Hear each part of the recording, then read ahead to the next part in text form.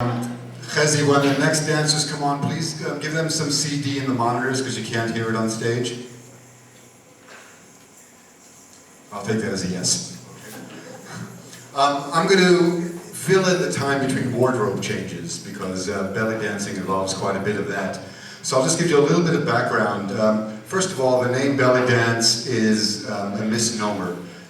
Belly dance came from a young Jewish immigrant at the turn of the century by the name of Saul Bloom. And what made Saul Bloom famous was that he had been at the St. Louis World's Fair in 1894, I believe. And he had this great idea. He had some product to sell that people weren't flocking to. So he had a great idea of bringing a young, scantily clad woman to dance in front of his booth, and with the hopes of that attracting customers. And he was extremely successful with that strategy, and it's still being used today, mostly on TV and car ads. But he was one of the first, and the woman that he brought across was someone who later became known as the Queen of the Nile, and went on to become, quite a lot of those dancers became early Hollywood stars. And originally it was called Oriental dance, and it was a dance that was sacred to the culture, mostly Turkey, Persia, Egypt, that part of the world. And originally it was not meant to be a way for women to entertain men, but it was actually a dance that older women taught younger women to prepare their bodies for childbirth and strengthen the necessary muscles. So that's the early history of belly dance. The other person that we're going to bring, sort of pay homage to tonight, and it'll offer that strange sort of Ed Sullivan type of mix between belly dancing and jazz. And you might wonder where that link might be.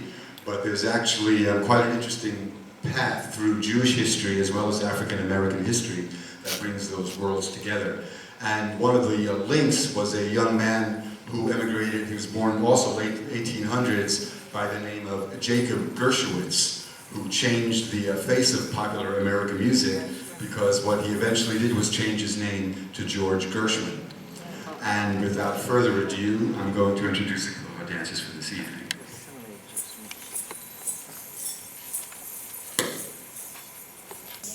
All right, my turn. That was, the first dance, Chiri Bing was Vanessa and Sherry, and the cane dance was Sherry as well with Jeannie. And the thing about that cane dance is a lot of these dances came out of the folk tradition as opposed to the popular tradition. These are just dances that people did in their backyard, a way to bring the community together, to celebrate weddings and births and funerals and just people's lives on a daily basis. And they would do it with music and they would do it with dance because it's just more fun that way. And the one thing that you would never find in cultures, traditional cultures, are people simply sitting and enjoying themselves at a concert. Because around the world, everyone gets involved to some way. So feel free to clap, feel free to shout words of encouragement. If you can't, contain your passion, feel free to get up and spin. It's just an invitation. Okay.